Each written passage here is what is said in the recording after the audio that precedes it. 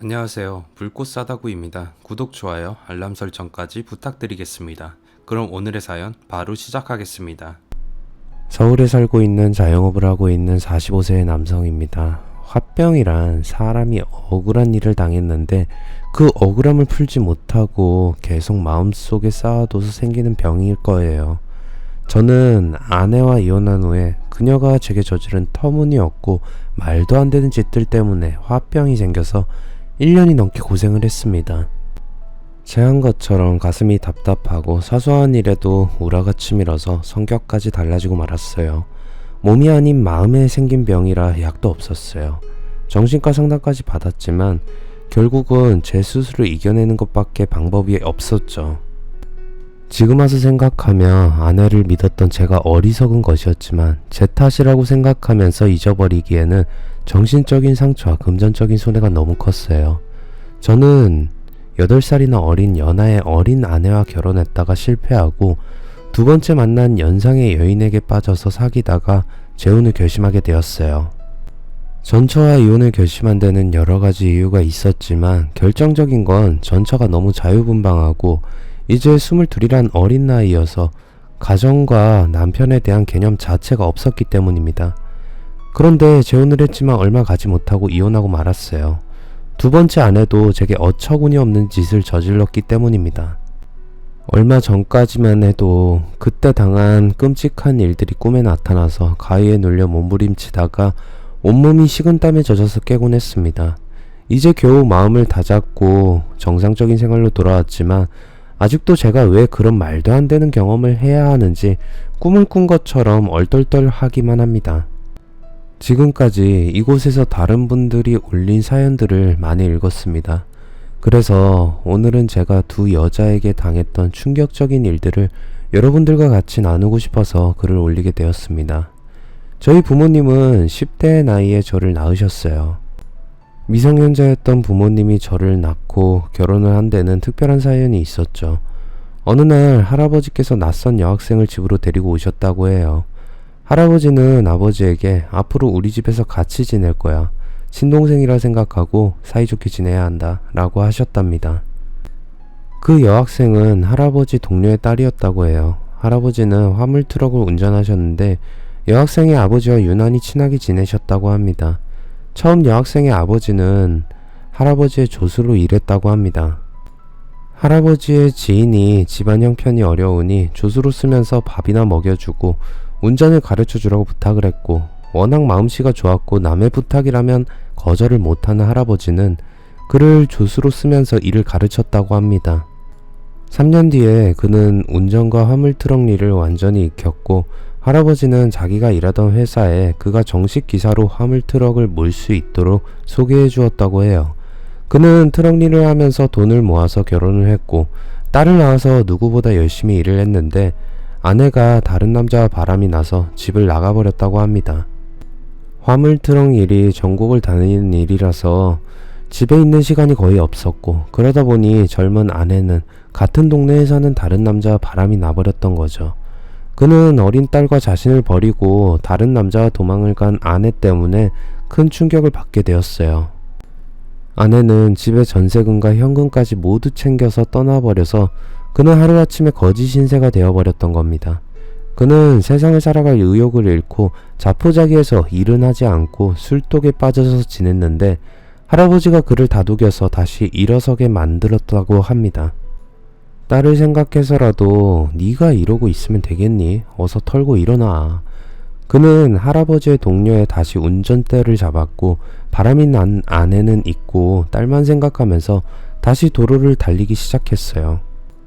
그런데 비가 억수처럼 쏟아지던 날 그는 빗길에 과속을 하다가 미끄러지면서 중앙선을 넘은 다른 트럭과 정면 충돌하는 사고를 당하고 세상을 떠나고 말았다고 합니다. 여고생이던 그의 딸은 오갈 곳이 없어졌고 할아버지는 그녀를 집으로 데리고 오셨던 겁니다. 트럭을 모는 할아버지가 집에 있는 시간은 한 달에 일주일이 채 되지 않았다고 해요. 할머니도 식당 일을 하셔서 밤늦게 들어오셨기에 아버지와 그 여학생은 둘만 집에 있는 시간이 많았다고 해요.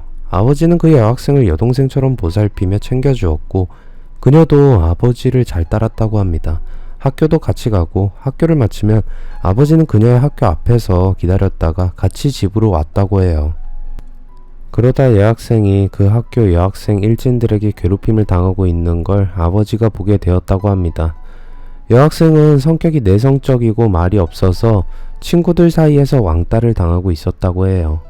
그러니 일진들에게는 표적이 되었고 하굣길에 일진들에게 시달림을 당하는 일이 많았다고 합니다. 그날도 아버지가 학교로 가자 그녀는 후미진 골목길에서 여러 명의 일진들에게 둘러싸여 구타를 당하며 놀림을 당하고 있었다고 합니다. 화가 난 아버지는 달려가서 일진들에게 여학생을 괴롭히지 말라고 소리를 질렀다고 합니다. 일진들은 아버지를 가스롭게 쳐다보면서 넌 뭐야? 인연 애인이라도 돼? 그래, 내가 제 애인이다. 앞으로 괴롭히면 가만 안 둘 거니까 그렇게 알아. 어쭈, 그래도 사내 자식이라고 당차게 나오네? 근데 너 오늘 잘못 걸렸어. 일진들은 아버지가 혼자라는 걸 알고 무시하면서 덤볐다고 합니다. 하지만 아버지는 5명의 여자 일진들을 가볍게 제압해버리고 그녀를 데리고 집으로 돌아왔어요. 그런데 아버지에게 된통당한 일진들은 친하게 지내던 아버지의 학교 일진들에게 부탁해서 아버지를 손봐주라고 부탁을 했다고 해요. 수업이 끝나고 집으로 가는데 일진들이 아버지의 앞을 막아섰고 싸움이 벌어지게 되었죠. 아버지는 5명이나 되는 일진들을 상대로 싸워서 이겼다고 합니다.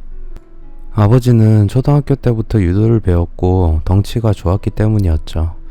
그 뒤로 여학생과 아버지는 더 각별한 사이가 되었답니다. 게다가 할아버지 할머니는 일 때문에 집에 계시지 않았고 서로에게 애정이 있는 10대의 청춘이 둘만 지내다 보니 자연스럽게 사랑이란 감정을 서로 느끼게 되었고 육체적인 관계를 가지게 되었다고 해요.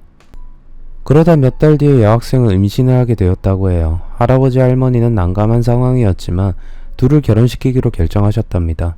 그래서 엄마는 18의 나이에 저를 낳으셨던 거죠. 제가 태어나자 아버지는 가장이란 책임감을 느껴서 대학 같은 건 포기하고 바로 생활전선에 뛰어드셨다고 합니다. 아버지는 막노동부터 시작해서 닥치는 대로 일을 하셨어요. 그러다 나중에는 시장에서 배달 일을 하게 되셨는데 그때 알게 된 시장 상인의 권유로 팔려고 나온 상점을 사서 장사를 시작하게 되셨어요. 아버지가 점포를 인수하겠다고 말하자 할아버지도 이제는 트럭 운전을 그만두시겠다고 하면서 트럭을 팔았고 대출을 받아서 매물로 나온 상점을 인수하게 되셨어요. 아버지는 인수한 점포로 슈퍼마켓을 운영하셨습니다. 시장에 가게가 생기자 엄마도 아버지와 같이 장사를 하셨고 저는 할머니 손에서 자라게 되었어요. 처음에는 장사가 아주 잘 되어서 직원을 3명이나 두고 옆에 있던 가게까지 인수해서 넓게 확장을 하셨습니다. 아버지와 엄마는 친화력이 좋아서 한번 가게에서 물건 사간 손님은 꼭 다시 오게 만드셨어요.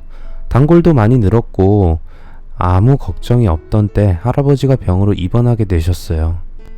트럭 운전을 그만두신 다음에는 할머니와 같이 나들이를 다니거나 취미로 등산을 하시면서 소일을 하셨는데 어느 날부터 조금만 많이 걸어도 숨이 턱까지 차올라 자주 쉬어야 해서 등산은 포기를 하고 가벼운 운동이나 산책만 하셨는데 그마저도 숨이 차서 못하게 되셨어요.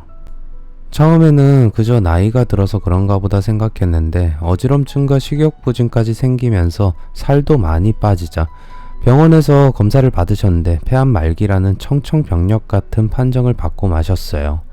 할아버지는 바로 항암 치료를 시작하셨지만 의사는 6개월간의 1차 항암 치료가 끝난 다음에 고개를 저었다고 합니다. 이미 항암으로 치료할 시기가 지나버려서 방법이 없다고 했답니다.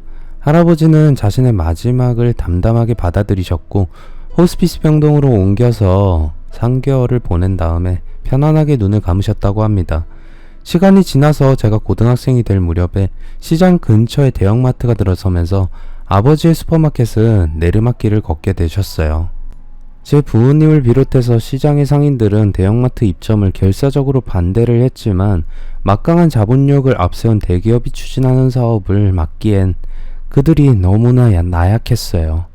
마트가 영업을 시작하자 시장은 직격탄을 맞게 되었습니다.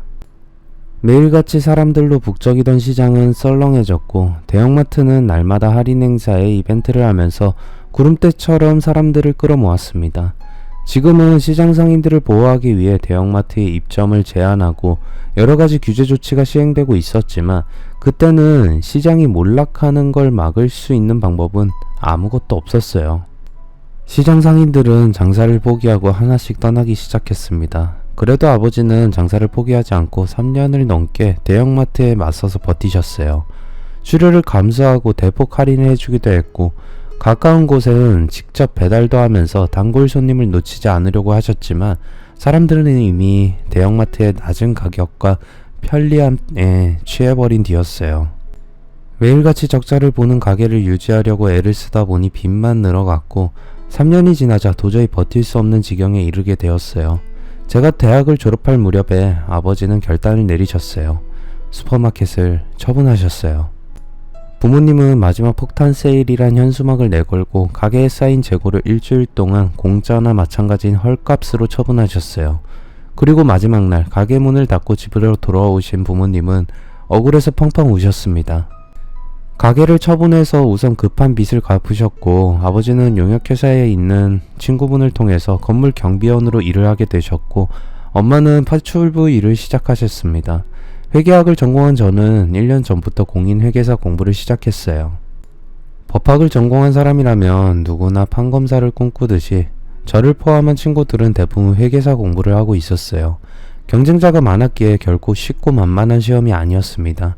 저는 이를 악물고 밤낮으로 공부에 매달렸지만 첫 번째 도전에서는 실패를 하고 말았어요. 그래서 졸업을 한 다음에 두 번째로 도전을 했고 회계사 타이틀을 달게 되었습니다. 회계사가 된 저는 두 가지 진로를 놓고 고민을 하게 되었어요. 회계법인이나 일반 기업에 취업을 하느냐 아니면 회계사 사무소를 여느냐 하는 것이었죠. 제 고민을 들은 선배는 당연히 회계법인에 취업을 하라고 권했어요. 회계사란 직업은 말이야 타이틀만 달고 있어서 되는 게 아니야. 무엇보다 연줄이 중요해.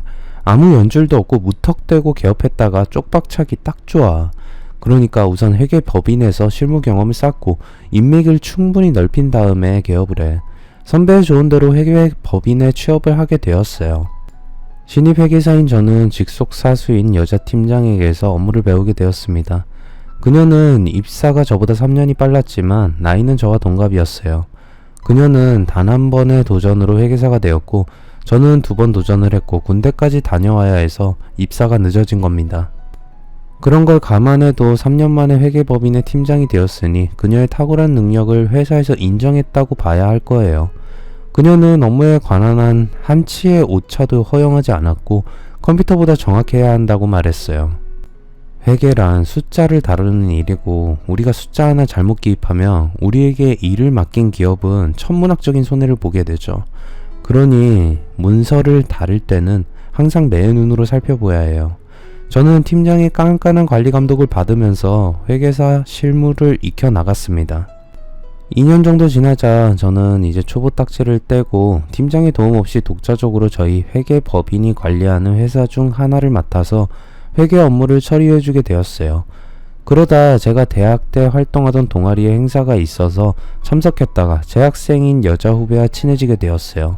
그녀의 이름은 은정이었습니다. 안녕하세요. 선배님 말씀 많이 들었습니다. 은정이는 처음 만났을 때부터 제게 웃으면서 인사를 했고 행사가 끝나고 뒤풀이를 할 때도 제 옆에 딱 붙어 앉아서 계속 말을 걸었어요. 이제 3학년이 은정이와 저는 같은 학교를 다닌 적도 없었고 그날 처음 만난 사이였는데 은정이는 마치 오래전부터 알던 친한 오빠처럼 저를 대했습니다. 은정이는 제가 재미없는 농담을 해도 깔깔거리면서 웃어주었고 제가 말을 하면 얼굴을 빤히 쳐다보면서 열심히 들어주었어요. 게다가 술을 마시고 나면 제게 안주를 집어서 먹여주기까지 했습니다.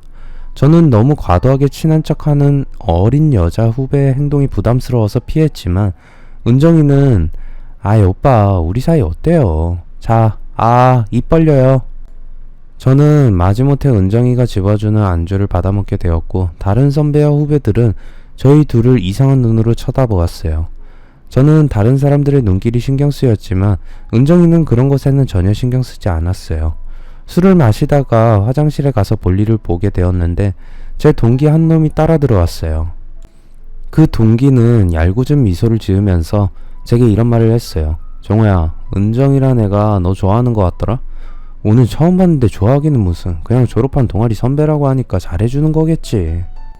아니야, 내가 여자들 여러 겪어봐서 잘 아는데 은정이가 너를 보는 눈빛이 느낌이 달라. 한번 잘해봐라. 얼굴도 반반하고 몸매도 좋고 적당히 데리고 놀면서 재미 보기에는 딱 좋은 스타일이다. 저는 동기 말을 그냥 흘려 들었습니다. 그런데 동기가 마지막으로 한 말이 뭔가 이상했어요.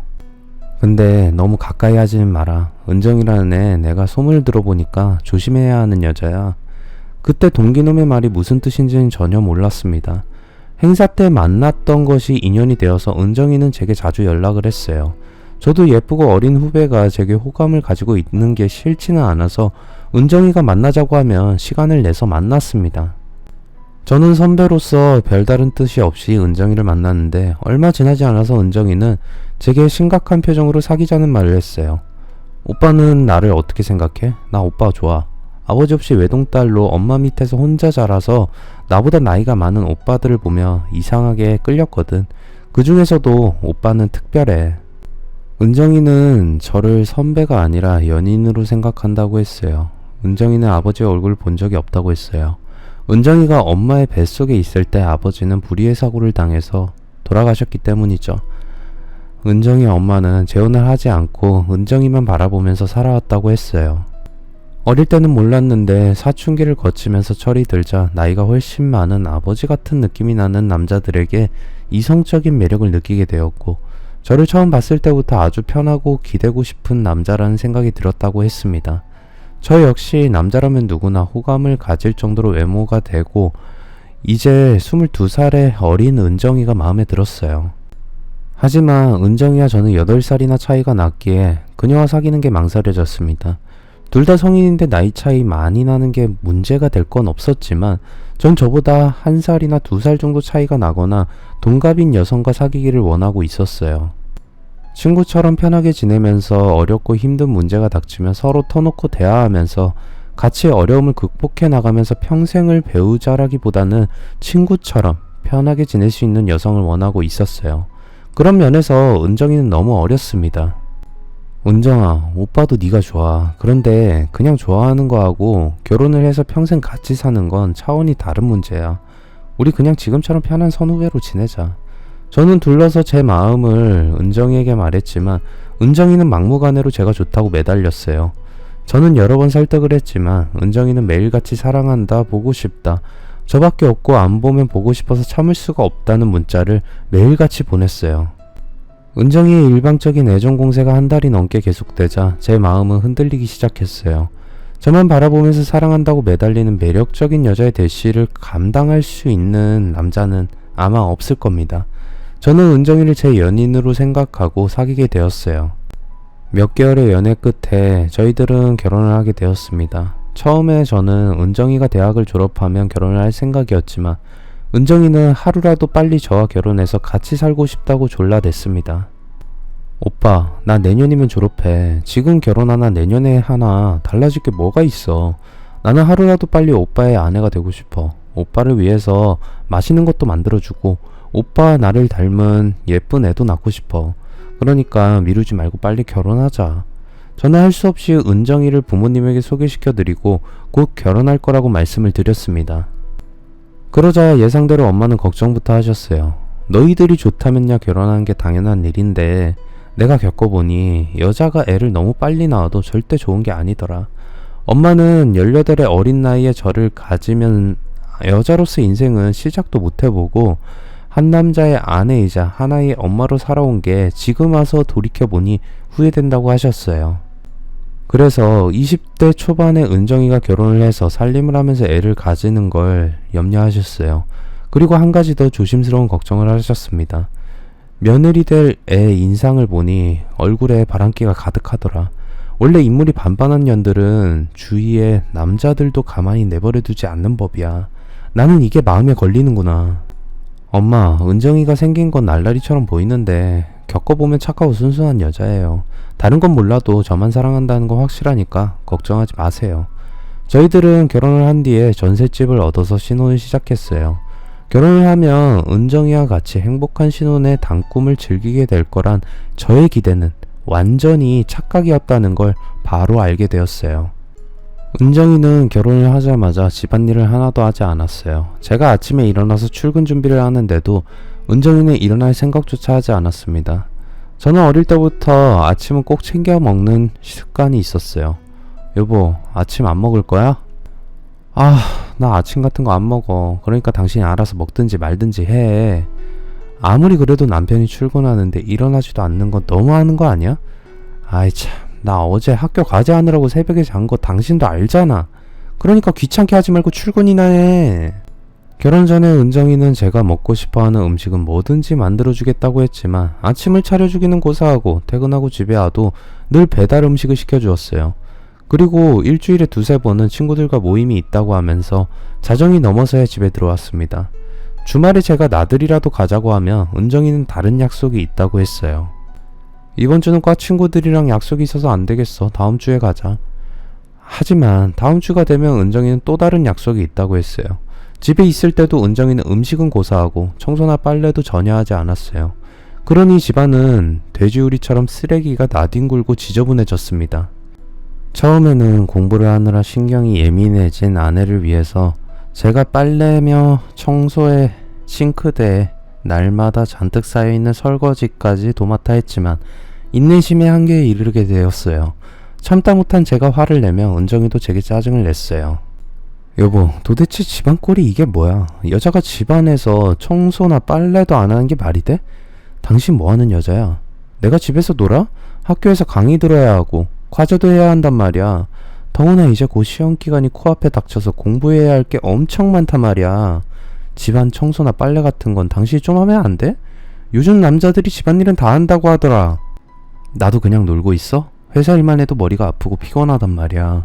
결혼한 여자는 아무리 바빠도 집안일이 우선이야. 핑계대지 말고 내일부터는 집안일부터 말끔하게 해놓고 학교를 가든지 해. 당신 너무 이기적이야. 내가 파출부처럼 집안일이나 하려고 결혼한 줄 알아? 당신이 회사를 다니듯이 나도 학교를 다녀. 그럼 집안일도 같이 해야 하는 거 아니야? 좋아, 우리 당번을 정해서 요일별로 집안일을 나눠서 하도록 해. 몰라. 나 지금 시험 공부해야 하니까 말 시키지 마. 아내는 늘 이런 식이었어요. 제 사정은 생각하지도 않고 아직 학생인 자기 입장만 늘어놓으면서 모든 걸 저한테 시키려고 들었어요. 결혼 후 2달이 지나면서 저와 아내는 수시로 다투게 되었어요. 아내와 저의 마찰은 집안일뿐만이 아니었어요. 아내는 수시로 남자친구들과 어울렸습니다. 아내가 친구들과 2박 3일로 여행을 간다고 해서 당연히 여자친구들과 같이 갈 거라고 생각하고 허락을 해주었는데 나중에 알고 보니 남자친구들과 같이 여행을 갔던 겁니다. 여행을 다녀온 뒤에 아내가 자기 소셜미디어에 올린 사진들을 보고 저는 기가 막혔어요. 여러 명의 남자들과 껴안고 팔짱을 끼고 찍은 사진들 뿐이었습니다.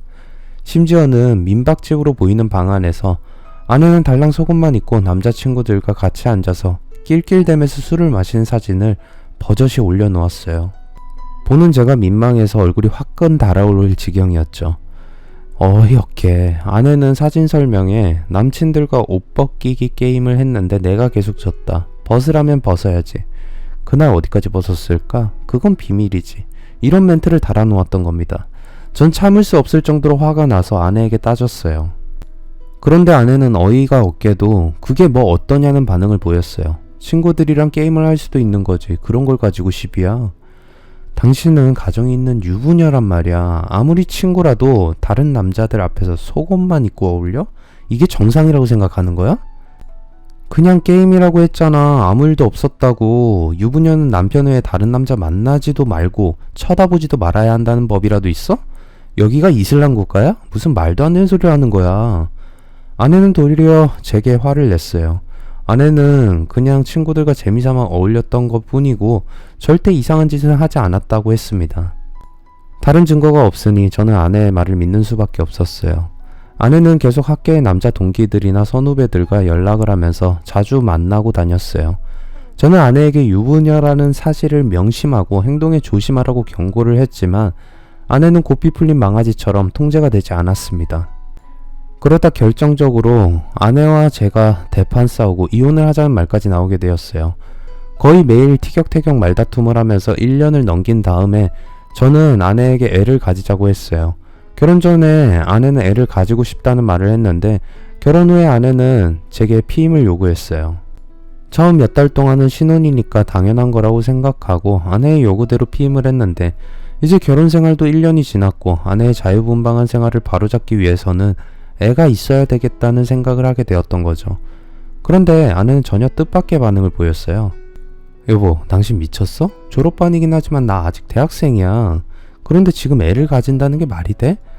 아니, 결혼하면 애부터 가지고 싶다는 말은 당신이 먼저 했잖아. 나도 당신이 자꾸 밖으로 돌면서 남자들 만나고 다니는 꼴은 더 이상 못 보겠어.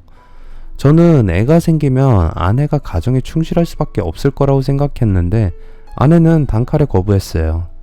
난 싫어. 결혼 전에는 애를 가질 수도 있다고 생각했는데 지금 마음이 변했어. 그러니까 내가 졸업하고 직장을 구하기 전까지 애를 가지자는 말은 꺼내진 마. 아직은 애 엄마가 아니라 자유롭게 살고 싶어. 아내는 결혼 전에 제게 했던 말은 하나도 지키지 않았어요. 전 결혼 전과 태도가 완전히 달라진 아내에게서 심한 배신감이 들었습니다. 저는 그날 아내의 침대에 눕히고 피임을 하지 않고 관계를 하려고 시도했어요. 그러자 아내는 소리를 지르면서 거칠게 반항을 했고 저를 성폭행으로 신고하겠다는 말까지 했습니다. 당신 부부 사이에서도 강제로 하면 강간이라는 거 알아? 경찰 부르기 전에 당장 나가. 전 어이가 없었습니다. 저는 아내에게 이렇게 살 바에는 차라리 이혼을 하자고 말했고 집을 나와버렸어요. 그날부터 아내는 저와 관계를 거부하고 각방을 쓰겠다고 했습니다. 제가 부드럽게 달래도 아내는 저를 밀어내면서 거부했어요. 저희 부부가 각방을 쓰게 된 지 한 달이 넘게 지난 다음에 대학 동기 모임에서 만난 동기는 제게 정말이지 충격적인 말을 해주었어요. 예전에 아내를 조심하라고 경고를 했던 동기는 저를 보자 먼저 아내와 어떻게 지내는지 물었어요.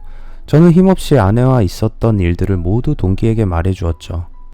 그러자 그는 그럴 줄 알았다는 듯이 반응을 보였어요. 그리고 다른 동기들을 피해 다른 자리로 가자고 하더니 아내가 제게 숨기고 있던 비밀을 말해주었습니다. 아내는 예전부터 여러 남자와 난잡하게 놀아놨고 지금도 어울리고 있다고 했어요. 그냥 친하게 어울리는 정도가 아니라 바람을 피우고 있다고 했어요. 동기는 그래서 아내를 데리고 놀기는 좋지만 조심해야 하는 여자라고 했던 겁니다. 그 전부터 너한테 말해주려고 했는데 내가 괜히 남의 집안에 분란을 일으키는 게 아닌지 걱정이 되어서 말을 아꼈어. 그런데 은정이가 하고 다니는 게 너무 심해. 너도 한번 잘 살펴봐. 그리고 어떻게 할 건지 결정해라. 저도 아내가 여러 남자들과 어울린다는 건 이미 알고 있었지만 바람을 피울 거라고는 생각하지 못했어요. 그래서 동기가 경고를 해준 대로 아내의 행동을 유심히 살피기 시작했습니다. 그러자 얼마 지나지 않아서 아내에게 내연남이 있다는 걸 알게 되었어요. 그것도 한 명이 아니었어요. 저는 아내의 휴대폰에서 결정적인 불륜의 증거를 찾아서 아내를 다그쳤습니다. 아내는 어이없게도 다른 남자와 바람을 피우는 걸 제게 들키고도 뻔뻔스럽게 절대 이혼은 못한다고 하면서 울고불고 매달렸습니다. 여보, 미안해. 어쩌다 실수한 거야. 앞으로 내가 잘할게. 한 번만 용서해줘. 제발. 내가 사랑하는 남자는 당신뿐이야. 아내는 가증스럽게도 저만 사랑한다는 거짓말을 하면서 눈물을 흘리면서 용서를 빌었어요. 하지만 저는 더 이상 겉과 속이 다른 아내의 거짓말에 속아줄 마음이 없었어요. 당신은 나를 바보로 생각해?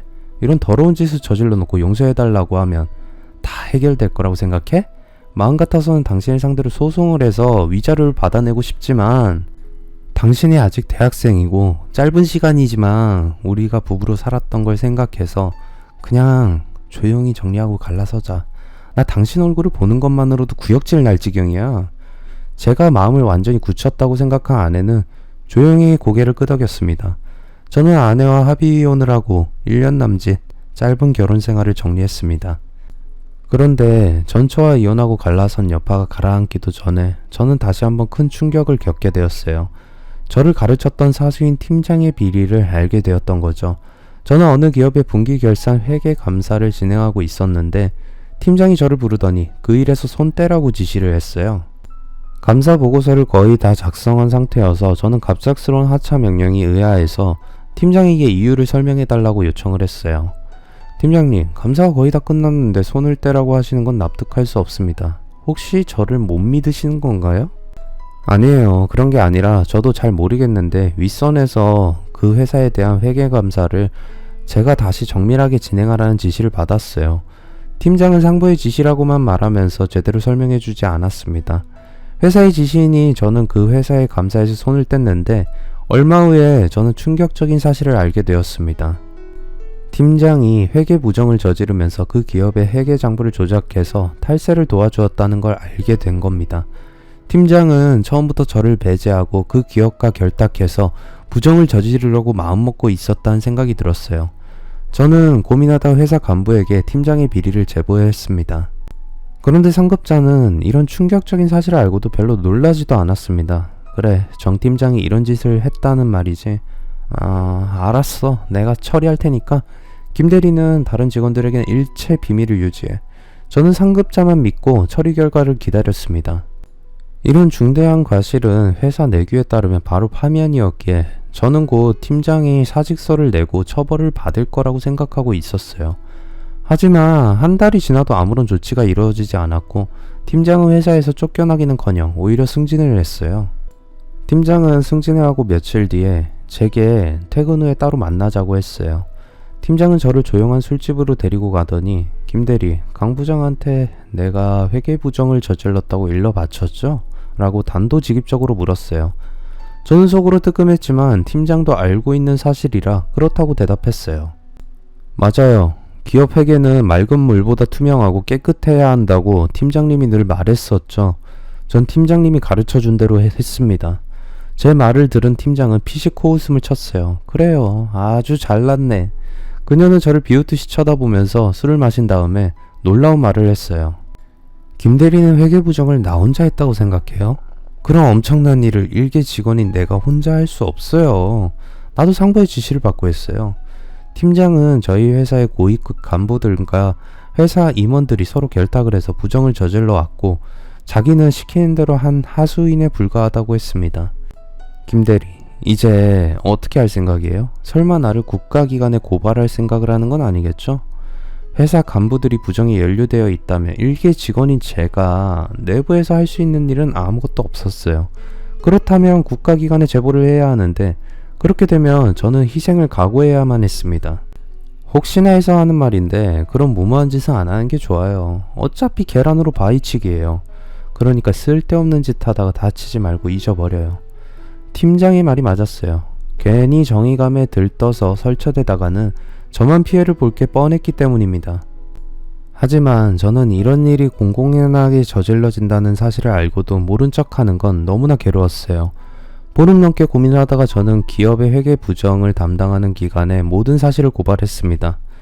회사는 발칵 뒤집혔습니다. 부장은 바로 저를 호출했고 그는 화가 머리끝까지 치밀어서 제게 욕을 마구 했어요. 야, 이 자식아, 너 미쳤어? 이래봐야 너만 죽어. 지금이라도 허튼 짓 하지 말고 당장 고발 취하해. 안 그러면 아주 험한 꼴 당하게 될 거야. 어차피 이 회사를 떠날 각오를 하고 한 겁니다. 고발을 취하할 생각은 없습니다. 뭐야, 이 자식이 정말 미쳤네. 부장은 노발대발하면서 제 얼굴에 서류 뭉치를 집어던지면서 쌍욕을 했어요.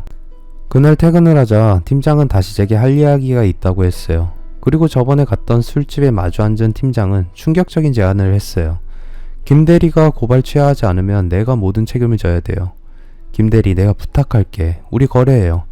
팀장은 저와 하룻밤을 자줄 테니까 고발을 취하라고 부탁을 했어요. 30 초반의 팀장은 아주 매력적인 여자였어요. 그녀는 자신의 육체를 쓰더라도 제 마음을 돌리려고 절박하게 유혹을 했습니다. 여자로서 매력이 흘러넘치는 팀장의 유혹에 저는 순간적으로 마음이 흔들렸지만 그녀의 거래 제안을 거절했습니다. 그녀와 관계를 가지는 건 독이 든 술을 마시는 것과 같다는 걸 알았기 때문이죠. 다음날 저는 미련 없이 사직서를 제출하고 회사를 떠났습니다.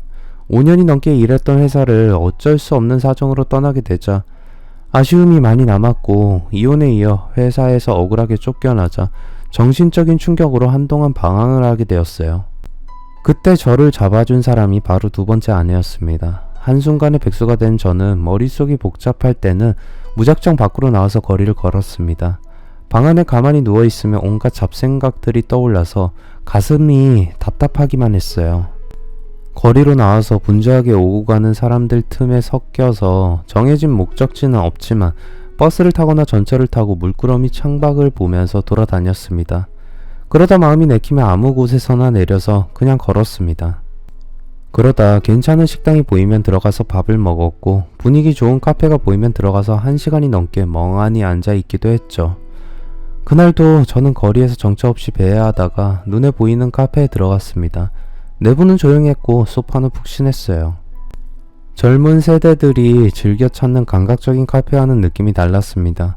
인테리어도 소박했고 은은한 조명이 비춰지는 곳에는 그림이 여러 점 걸려 있었고 음악도 걸그룹의 노래가 아니라 클래식 음악이 조용하게 흘러나오고 있었어요. 저는 음악과 이런 고전적인 분위기가 너무 마음에 들어서 마음이 심란하거나 뭔가 조용히 생각할 게 있을 때는 늘 그 카페에 들리곤 했어요. 일주일에 두세 번 정도 혼자 와서 커피를 마시면서 음악을 들으며 생각에 잠겨있는 저를 카페의 여사장도 특별한 손님으로 대우하면서 알아보게 되었어요. 한 달이 지나자 그녀는 자연스럽게 제게 다가와서 앞에 앉았어요. 실례해요. 방해가 안 된다면 잠깐 앉아도 될까요? 저는 고개를 끄덕였어요. 이런 장사를 하다 보니 특이한 손님들을 많이 경험했는데 그쪽은 그 중에서도 유별난 것 같아요. 그녀는 제게 뭔가 심각한 고민이 있어 보이는데 맞느냐고 물었어요. 누구나 말 못할 고민이 하나씩은 있잖아요. 저도 마찬가지예요. 고민이 있으면 한번 털어놔봐요. 혹시 알아요? 제가 도움이 될지. 그녀는 자기가 심리상담사 자격증이 있다고 했어요. 그녀는 제가 묻지도 않았는데 먼저 3년 전에 남편과 이혼하고 혼자 산다고 하면서 왜 남편과 이혼을 하게 되었는지 털어놓았어요. 결혼 후 폭력적으로 변한 남편의 학대를 견디지 못하고 이혼을 했다는 겁니다. 그녀의 남편은 관계를 할 때마다 이상하고 변태적인 것을 요구했다고 해요. 그걸 거부하면 남편은 그녀에게 욕을 하면서 심하게 때렸던 거죠. 그녀는 남편의 구타와 학대로 우울증과 공황장애까지 생겨서 심리상담을 받게 되었다고 했어요. 그러면서 심리상담에 흥미를 느끼게 되었고 남편과 이혼을 한 다음에는 카페를 운영하면서 본격적으로 공부를 해서 자격증을 땄다고 했습니다. 저는 미처의 본전이란 생각이 들어서 그녀에게 제가 겪은 억울하고 기가 막힌 일들을 모두 털어놓았습니다. 제 말을 들은 그녀는 차분하게 제 마음을 가라앉혀 주었고 어떻게 치밀어 오르는 억울함과 화를 다스릴 수 있는지 말해주었습니다. 그녀와 대화를 하면서 저는 가슴속에 맺혀있던 응어리 같은 게 조금은 풀리는 느낌이 들었어요. 단골이 되어서 제 취향을 알게 된 그녀는 제가 좋아하는 음악을 틀어주었고 가끔씩 저의 말상대가 되어주기도 했어요. 그녀는 저보다 5살이나 많은 연상의 여인이었어요. 때로는 누나처럼 또 어떤 때는 엄마처럼 자상하게 저를 챙겨주고 어렵고 힘든 일이 있을 때는 제 고민을 들어주면서 어떻게 해결하는 게 좋을지 방법을 말해주기도 했어요. 저는 연하의 전처와 살 때 철이 없는 전처가 저지르는 사고를 저 혼자 뒷감당을 해야 했던 것과는 정반대로 정신적으로 그녀에게 많이 의지하게 되었고 위안을 받게 되었어요. 그렇게 저희들의 사이는 정신적으로 그리고 육체적으로도 깊어졌어요. 저는 그녀와 다시 한번 새로운 인생을 시작해보자는 생각을 했고 제 마음을 고백하고 결혼을 하자고 했습니다. 그녀도 제 마음을 받아주었고 저희들은 부부가 되었습니다. 아내의 조언과 위로로 그동안 가지고 있던 마음의 상처가 많이 없어져서 저는 회계사무소를 열고 일을 시작하게 되었어요. 결혼을 하면서 아내는 자기 집에서 같이 살자고 했어요. 그녀의 집에는 장모와 후배가 같이 살고 있는데 장모는 몸이 아파서 자기가 보살펴야 한다고 했어요. 자기야, 우리 분가해서 따로 살지 말고 우리 집으로 들어와서 살아. 그러다가 형편이 좋아지면 새로운 집으로 이사를 하자. 아내는 지금 제가 살고 있는 집에 전세금을 빼서 빌려달라고 했어요. 자기야, 내가 급하게 막아야 하는 돈이 있어서 그래. 다음 달에 돌려줄게. 저는 뭔가 찜찜했지만 거절할 수는 없었어요. 이제 새로운 출발을 하는 마당에 돈 문제 때문에 아내와 사이가 틀어지고 싶지는 않아서 전세금을 아내에게 빌려주고 그녀의 집으로 들어가서 살림을 합쳤습니다. 어머, 형부 어서와요. 언니가 형부 정말 잘생겼다고 입이 침이 마르도록 칭찬을 했는데 정말이네. 반가워요. 그녀는 이름이 미연이라고 했고 피치 못할 개인적인 사정이 있어서 아내와 함께 살고 있다고 했습니다. 제가 들어온 날 아내와 저 그리고 미연이는 저를 환영하는 술자리를 가졌습니다. 그런데 술이 취하자 미연이는 아내가 바로 앞에 앉아 있는데도 제게 몸을 기대기도 하고 제 다리에 손을 얹고 쓰다듬으면서 자극을 주었어요. 저는 아내의 눈치를 보면서 미연이의 손을 치웠지만 그녀는 더 깊게 몸을 밀착했습니다. 아내는 그런 미연이의 행동을 보고도 못 본 척했어요. 그 뒤로 아내가 집을 비우기만 하면 미연이의 수상한 행동은 어김없이 시작이 되었어요. 한 번은 아내가 카페를 쉬는 날 동창들과 같이 여행을 간다면서 집을 비웠어요. 전 혼자 안방에서 자고 있는데 누군가 방으로 들어오는 인기척에 잠을 깼습니다. 미연이었어요. 그녀는 이불을 들추고 제 옆에 눕더니 제 몸을 만지기 시작했습니다. 저는 깜짝 놀라서 벌떡 일어나서 불을 켰습니다. 그러자 미연이는 속옷만 입은 채로 제 옆에 태연하게 누워 있었어요. 미연아, 너 지금 뭐하는 짓이야? 어서 나가. 아이, 형부 왜 그래? 우리 둘뿐인데. 언니한테는 비밀로 하고 우리 같이 자자. 나 형부 좋아한단 말이야. 미연이는 저를 좋아한다고 하면서 제게 안겨왔어요. 안 돼. 나는 너랑 이런 짓 할 생각이 없으니까 어서 나가. 제가 단호하게 말하자 미연이는 안방에서 나갔어요. 그날 이후로 저는 웬만하면 미연이와 단둘이 집에만 있는 시간을 만들지 않으려고 노력을 했습니다. 하지만 미연이는 제가 회계사무소에서 일을 할 때도 수시로 이상한 문자나 사진을 보내면서 저를 노골적으로 유혹했어요. 저는 자꾸 이런 식으로 나오면 아내에게 말해서 집에서 내보내겠다고 말했습니다. 하지만 곧 저는 미연이가 왜 제게 접근해서 관계를 가지려고 유혹을 하는지 어처구니 없는 비밀을 알게 되었어요. 아내가 샤워를 할 때 아내의 휴대폰으로 문자가 왔어요. 처음에는 그냥 내버려 두었지만 여러 개의 문자가 계속 오자 저는 호기심이 생겨서 확인을 해보았고 머리털이 쭈뼛 정도로 소름이 돋고 말았습니다. 그 문자는 아내의 전남편이 보낸 것이었어요.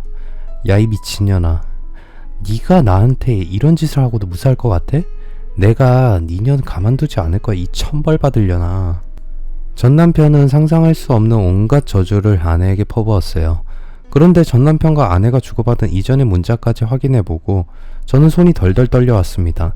아내는 전남편이 미연이와 바람을 피웠다는 이유로 이혼소송을 했고 거액의 위자료를 그녀에게 주라는 판결을 얼마 전에 받아낸 겁니다.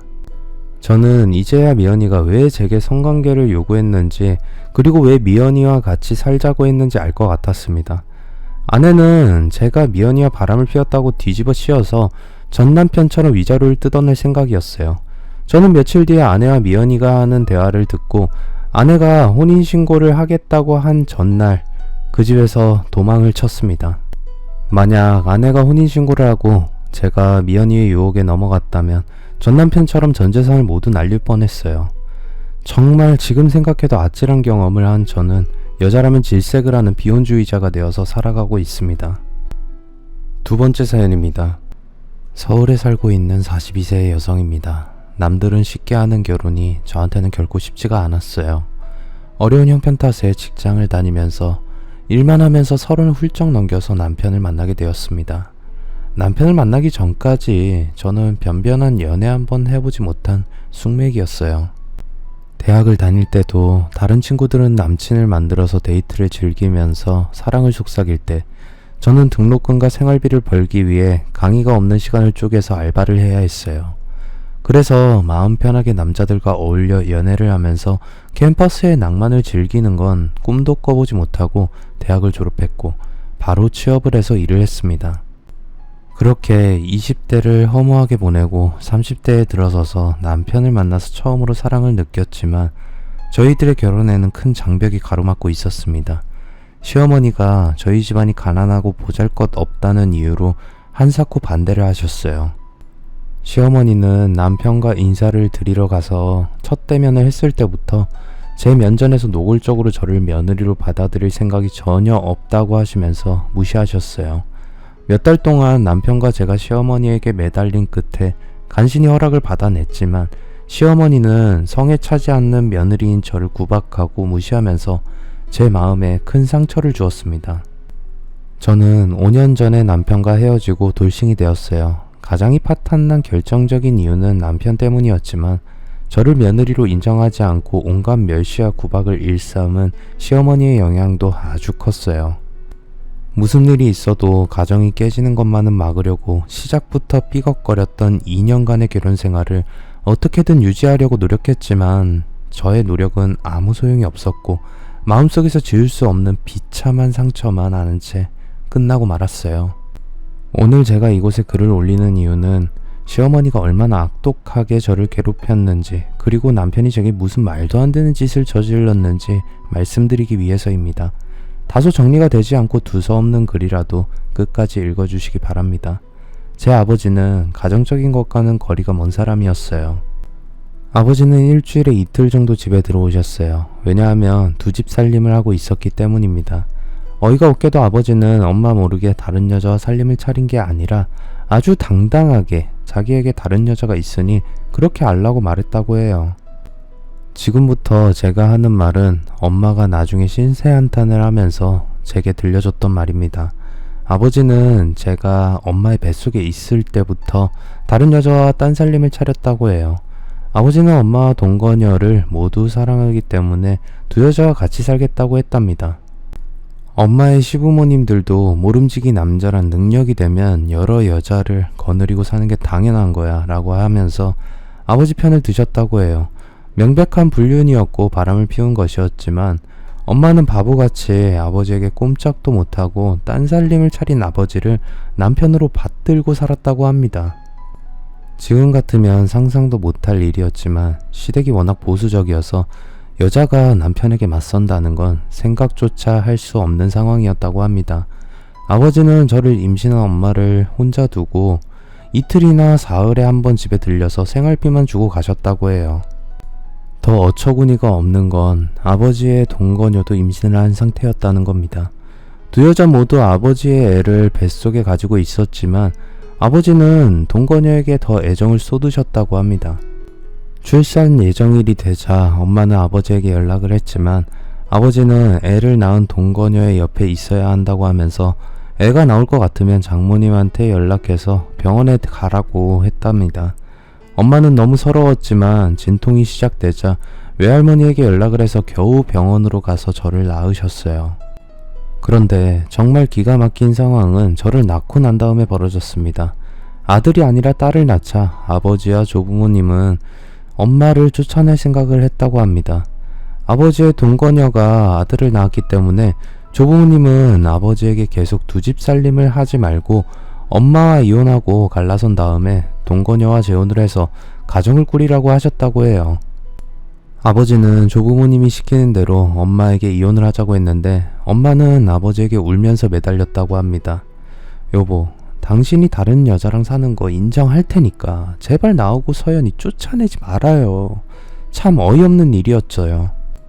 바람을 피워서 밖에서 애까지 낳은 아버지가 조강지처인 엄마한테 큰 소리 치면서 이혼을 하자고 했던 거죠. 엄마가 먼저 당장 이혼하고 갈라서자고 화를 내도 모자랄 판이었는데 엄마는 이혼은 못한다고 애원하면서 매달렸어요. 그러게 아들을 낳았으면 이런 일은 없잖아. 아버지가 워낙에 아들을 원하시니까 나도 어쩔 수가 없어. 당장 짐 챙겨서 친정으로 가버려. 아버지는 엄마와 젖먹이었던 저를 쫓아냈는데 그때가 한겨울이었다고 합니다. 엄마는 차갑게 부는 겨울바람을 맞으면서 저를 안고 처량하게 친정으로 가야 했죠. 제가 철이 든 다음에 엄마의 신세한탄을 듣고 가슴이 너무 답답해졌어요. 엄마, 왜 그렇게 바보같이 살았어? 엄마가 아버지를 쫓아내도 시원치 않은데 왜 큰소리 한번 쳐보지 못하고 쫓겨났어? 아휴, 예전이나 지금이나 돈 있고 힘 있는 사람한테는 함부로 대들지 못하는 법이야. 전부 우리 집 돈 없고 힘이 없었던 탓이야. 아버지의 집안은 돈도 많았고 농협의 조합장이었던 할아버지는 그 지역 출신의 국회의원하고도 친분이 있을 정도로 지역에서 가장 영향력이 있고 힘이 있는 유지였다고 했어요. 그런 반면에 저희 외가는 그냥 평범한 집안이어서 사위의 불륜과 시댁의 말도 안 되는 횡포를 엄마에게 부렸다는 걸 알고 있었지만 외할아버지는 감히 따지고 들 생각도 못했고 그저 고개를 숙였다고 했어요. 엄동소란의 외손녀와 함께 이혼을 하고 친정으로 쫓겨온 엄마를 외할머니는 눈물로 맞아주셨다고 합니다. 그래서 저는 아버지의 얼굴도 모른 채로 엄마 밑에서 어렵게 자라게 되었어요. 엄마는 제게 모든 정성을 들이면서 키우셨어요. 제가 사춘기에 접어들면서 반항심이 커지자 애비 없는 자식이라서 버릇 없다는 말을 듣지 않게 하시려고 살뜰하게 저를 보살피시면서 제가 삐뚤어지지 않도록 하셨어요. 저도 처음에는 다른 친구들과는 다르게 아버지가 없다는 것 때문에 엄마에 대한 원망을 많이 했지만 엄마가 아버지와 친가의 어른들에게 많은 정신적인 고통과 시달림을 당했다는 걸 안 뒤에는 엄마를 이해하고 성인이 되면 돈을 많이 벌어서 엄마를 편하게 모시겠다고 다짐을 했어요. 고등학교 졸업반이 되자 저는 대학을 가는 대신에 취업을 하겠다고 했지만 엄마는 그건 절대 안 된다고 하셨어요. 서연아, 요즘 세상에 남자든 여자든 대학은 나와야 제대로 된 직장을 구하고 결혼도 할 수 있어. 나처럼 못 배워서 남자 잘못 만나서 평생 고생하면서 살지 않으려면 대학은 가야 한다. 등록금 같은 건 걱정하지 말고 공부만 열심히 해. 이제 시험이 얼마 안 남았잖아. 엄마는 대학을 포기하려고 했던 제 마음을 바꾸도록 만드셨어요. 저는 엄마가 원하는 대로 대학에 들어갔고 대학을 다니면서 알바를 하면서 등록금은 제 힘으로 마련했습니다. 대학을 졸업하고 여러 회사의 면접을 보았고 장난감 왕구를 만드는 회사에 들어가게 되었어요. 신입사원인 저는 신제품 개발팀에서 근무를 하라는 지시를 받았어요. 그런데 인사팀의 직원은 발령을 내면서 저를 딱하다는 눈빛으로 쳐다보았습니다. 주서연 씨는 신제품 개발팀에서 근무하게 되었네요. 미안해요. 처음부터 그런 곳에 발령을 내게 되어서.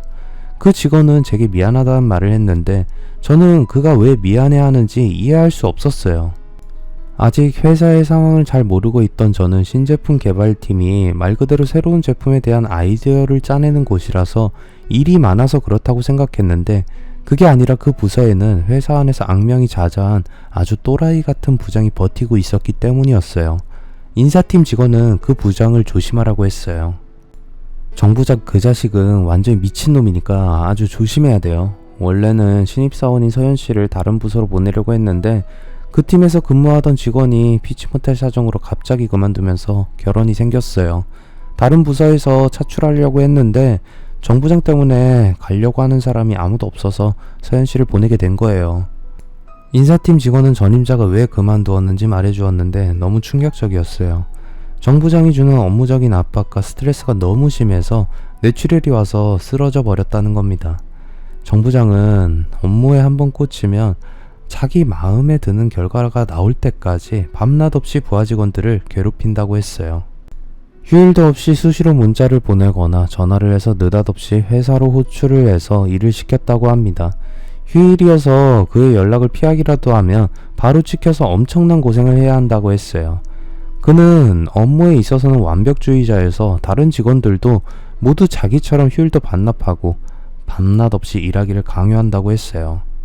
하지만 저는 반대로 생각했습니다. 정도의 차이가 있지만 저 같은 신입사원은 그런 철저한 원칙주의자 밑에서 일을 배우는 게 확실하다고 생각했던 거죠. 저는 설레임과 한편으로는 두려운 마음을 동시에 안고 신제품 개발팀으로 갔습니다.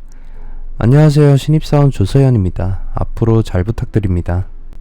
저는 동료 직원들에게 인사를 했지만 아무도 저를 쳐다보지도 않았어요. 모두들 각자 자리에 앉아서 열심히 일만 하고 있었습니다. 저는 괜히 머쓱해져서 멀뚱하게 서 있었는데 누군가 저를 불렀어요. 새로운 팀원이 보낸다고 하더니 그게 너구나? 이리로 와. 제가 소리가 나는 쪽을 쳐다보니 40대 정도로 보이는 남자가 다리를 꼬고 앉아서 제게 손질을 하고 있었어요. 직감적으로 저는 그 사람이 정 부장이라는 걸 깨닫고 그의 앞으로 쪼르르 달려가서 90도로 폴더 인사를 했습니다. 이제 막 들어온 햇병아리구만. 다른 부서 경력이 있으면 좋겠지만 뭐 신입도 괜찮지. 백지에 그림을 그리는 재미가 있으니까 말이야. 내가 이 부서 팀장이야. 말 놔도 되지? 아, 네, 그럼요, 부장님. 저기 가장 구석에 있는 책상이 네 자리야. 10분 뒤에 회의실로 와. 앞으로 할 일에 대해서 브리핑 해줄 테니까. 제가 회의실로 가자 부장은 정말 산더미처럼 많은 서류를 탁자 위에 올려놓고 저를 기다리고 있었어요. 이건 우리 회사에서 생산하는 완구들과 다른 회사에서 생산하는 완구들을 비교해놓은 문서야. 그리고 이건 해외에서 생산되는 제품들과 해외 시장의 흐름과 동향에 대한 보고서와 분석들이야. 그리고 이건 팀장은 책으로 따지면 10권도 넘을 것 같은 분량의 자료들을 제게 주고 오늘 중으로 모두 읽고 분석하라는 지시를 내렸습니다. 저는 처음에는 부장이 농담을 하는 거라고 생각했어요. 저 정도 분량이면 전부 읽는 데만 해도 사흘은 걸릴 것 같았습니다. 그래서 저는 조심스럽게 부장에게 물었어요. 저 부장님, 이거 오늘 중으로 전부 읽으라고 하셨나요? 그러자 부장은 씩 웃더니 고개를 저었어요. 아, 다행이다. 그럼 그렇지. 책 10권도 넘는 분량의 자료를 하루 만에 다 읽으라니 말이 안 되지 라고 생각하며 안도하고 있었는데 부장은 기가 막힌 말을 했어요. 아니, 다 읽기만 하는 게 아니라 읽고 보고서를 써서 퇴근 전까지 제출해. 네? 저는 그야말로 벙찌고 말았습니다. 이제 점심시간이 거의 다 되었는데 읽고 보고서까지 쓰라니 정말 이 인간 미친 거 아니야? 라 하는 생각이 들었습니다. 하지만 부장은 아주 태연한 표정으로 회의실을 나가버렸습니다. 저는 망연하게 서 있다가 머뭇거릴 시간이 없다는 생각이 들었어요. 저는 산더미 같은 자료를 제 자리로 가지고 온 다음에 문서에 얼굴을 파묻고 빠르게 읽어 나가기 시작했습니다. 시간은 빠르게 흘러나가는데 좀처럼 진도가 나가지 않았어요. 전 점심 식사도 건너뛰고 문서를 읽는 데만 집중했습니다. 처음 부서에 배치가 되면 동료들과 인사도 하고 커피를 마시면서 앞으로 하게 될 업무에 대해 자유롭게 토론을 하거나 업무 현황을 파악할 시간을 충분히 줄 거라고 생각했는데 모든 절차를 생략하고 바로 엄청난 일을 하라는 지시를 받으니 전 마음은 급한데 문서의 내용은 전혀 머릿속에 들어오지 않았어요. 그날따라 시간은 왜 그리게도 빨리 흘러가는지 문서를 3분의 1도 못 읽었는데 벌써 퇴근 시간이 다가오고 있었어요. 전 초조해져서 시계바늘을 꽉 묶어버리고 싶은 충동을 느꼈습니다. 하루가 그렇게 짧은 줄을 전에는 미처 몰랐어요. 전 첫날부터 야근할 각오를 하고 있었습니다. 그런데 신기한 것은 공식 퇴근 시간인 6시가 지났는데도 저희 부서 직원들은 꼼짝도 하지 않고 일을 하고 있었어요. 그러다가 7시가 넘어서자 한 사람씩 문서를 가지고 부장의 자리로 갔습니다. 부장은 직원들이 가져온 문서를 꼼꼼하게 검토하더니 그래 됐어. 그럼 내일은 신규 프로젝트에 대해 구체적인 설계를 해보도록 해. 좋아, 퇴근해. 직원들은 하나씩 줄을 서서 부장의 퇴근 허락을 받은 다음에야 자리를 정리하고 사무실을 나갔습니다. 이윽고 8시가 되자 사무실에는 부장과 저 둘만 남게 되었어요. 저는 이럴 줄 알았으면 속독법이라도 익혀둘까 하는 때늦은 후회를 하면서 문서를 열심히 그리고 빠르게 읽어 나갔어요. 그리고 마침내 문서를 모두 읽고 나니 9시가 훌쩍 넘어버렸습니다. 하지만 이제부터 보고서를 써서 다른 직원들처럼 부장에게 검사를 받아야 했습니다. 야근이 아니라 첫날부터 철야를 해야 되겠다는 생각이 들었어요. 전임자가 왜 스트레스로 뇌출혈이 왔는지 알 것 같았고 일벌레 같은 부장이 무서워졌어요. 그때 부장이 저를 불렀어요. 얼마나 했어? 아직도 못 끝낼 거야? 네, 문서 파악은 완료했는데 이제부터 보고서를 써야 합니다. 오늘 밤을 새서라도 보고서 완료할게요. 제가 기어들어가는 목소리로 말하자 부장은 재미있다는 듯이 웃으면서 퇴근하라고 했어요. 보고서 작성은 내일 출근해서 하도록 해. 첫날부터 지독하게 부려먹는다고 네가 마음속으로 욕하는 소리가 다 들려. 부장은 퇴근을 허락해 주었고 저희 길었던 출근 첫날은 마무리되었어요. 다음날부터 저는 부장에게서 매일같이 해야 될 일을 지시받았고 부장이 정해준 완료 시한에 업무를 마쳐야 했습니다. 다른 직원들도 사정은 마찬가지여서 매일 부장에게 확인을 받아야 퇴근을 할 수 있어서 모두 정해진 퇴근 시간을 훨씬 넘겨서 연장 근무를 당연하게 하고 있었고 점심시간이나 휴식시간까지 반납하며 일을 하는 경우도 있었어요. 시간이 지나면서 저는 부서의 분위기에 적응을 하게 되었습니다. 그러면서 같이 일하는 동료들도 하나씩 알게 되었어요. 부장이 워낙 일을 많이 시키다 보니 저희 부서는 회식도 없었고 업무 중에는 서로 커피를 마시면서 노닥거리는 일도 없었어요. 하지만 부장이 공동 프로젝트를 주게 되면 팀원들끼리 서로 도와가면서 역할 분담은 해서 일을 하게 되었습니다. 그러면 저희들은 일을 하면서 부장이 없는 자리에서 회의를 할 때는 부장에 대한 뒷담화를 몰래 할 수가 있었어요. 정 부장 저 자식은 일을 못해서 죽은 조상이 있는 모양이야. 내가 여러 회사를 거치면서 또라이 같은 인간들 많이 봤지만 정 부장 같은 지독한 별종은 처음이야. 저보다 입사 2년 선배인 최 대리는 틈만 나면 부장에 대한 욕을 하면서 쌓인 스트레스를 풀었어요. 그는 저희 회사에 들어오기 전에 다른 회사에서 5년이 넘게 근무한 경력이 있었습니다. 최 대리는 부장이 없을 때는 그에 대한 험담을 입에 달고 살았지만 부장 앞에서만 서면 고양이 앞에 쥐처럼 찍소리 못하고 고분고분하게 그가 지시하는 일을 목숨 걸고 해냈어요.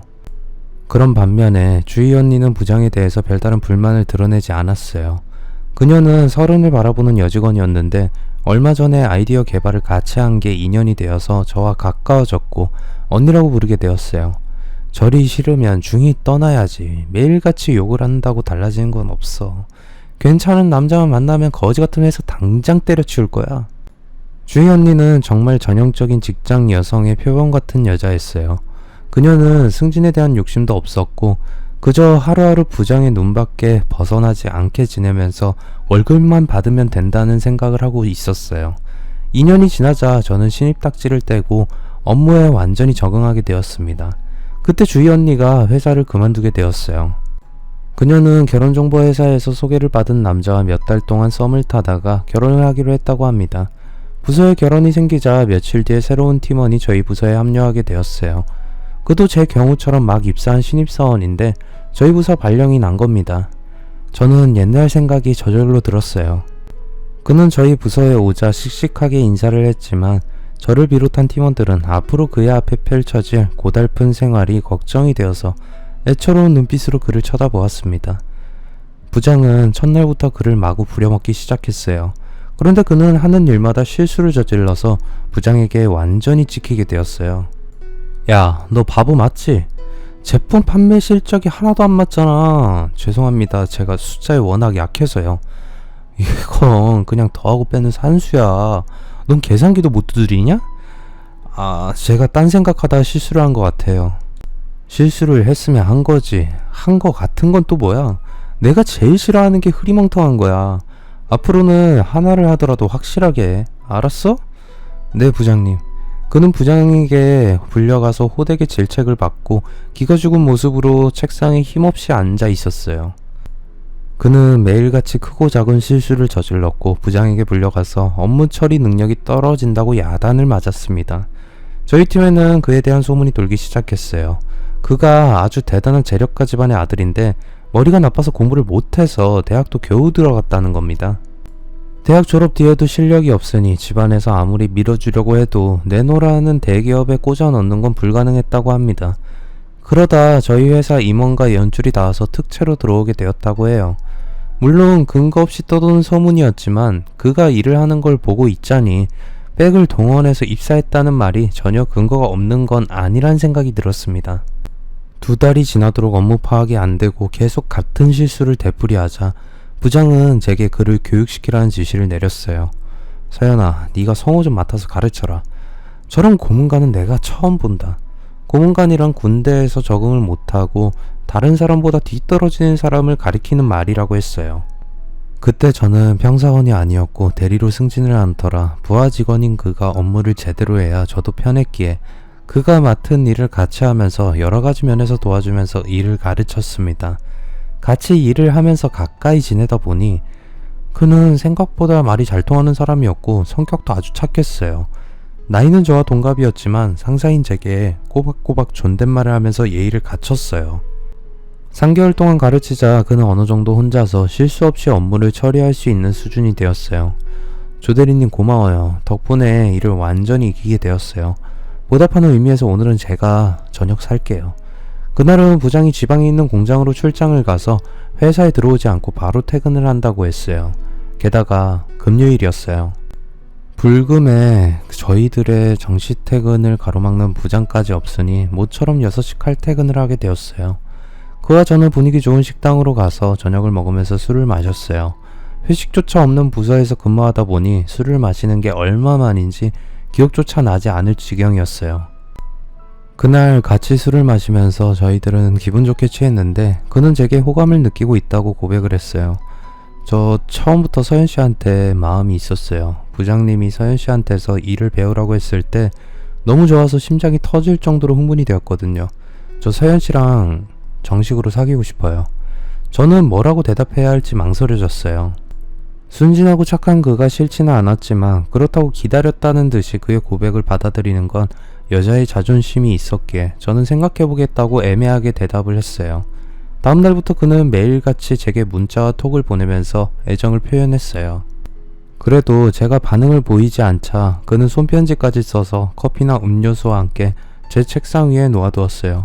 그의 유치하고 귀여운 애정 공세는 한 달이 넘게 계속되었고 저는 그의 마음을 받아들였습니다. 저희들이 사귄다는 소문은 며칠 지나지 않아서 부서 직원들이 모두 알게 되었어요. 그러자 부장이 저희들을 호출을 했어요. 부장이 심각한 표정으로 저희들에게 경고를 했습니다. 너희들 사귀는 거 좋아. 나 부하 직원의 사생활까지 관여하고 싶은 생각은 없어. 하지만 연애를 핑계로 업무를 게을리하면 가만 안 둘 테니까 알아서 해. 부장은 매의 눈으로 저희들을 감시했고 우리는 전보다 더 열심히 일을 했습니다. 그런데 나중에는 부장이 은근히 저희들의 교제를 응원하고 있다는 걸 알게 되었어요. 배당된 업무를 끝내지 못해서 일을 하고 있으면 부장은 저를 조용히 불렀어요. 남은 일은 내일 해. 오늘만 날이야. 빨리 성화하고 같이 퇴근해서 좋은 시간 보내. 대신 다른 직원들한텐 비밀이야. 업무에 관해서는 바늘로 찔러도 피 한 방울 안 나올 정도로 철저한 부장이 은밀하게 저희들의 연애를 응원해주고 있었어요. 그렇게 1년 정도 교제를 한 뒤에 남편은 프로포즈를 했고 저희들은 결혼을 약속하게 되었어요. 남편은 곧 시댁에 저를 데리고 가서 인사를 시키겠다고 했는데 보름이 지나도록 아무 말이 없었어요. 그래서 저는 남편에게 물었습니다. 우리 시댁에는 언제 갈 거야? 빨리 인사드리고 결혼 준비했으면 좋겠어. 그런데 남편은 아주 난감한 표정으로 한숨을 쉬면서 뜻밖의 말을 했어요. 사실은 자기야, 엄마가 자기랑 결혼하는 거 반대하고 있어. 내가 계속 설득하고는 있는데 쉽지가 않네. 남편의 집안은 아주 대단한 재력가였어요. 처음에 남편이 저희 팀에 왔을 때 떠돌았던 소문이 사실이었던 거죠.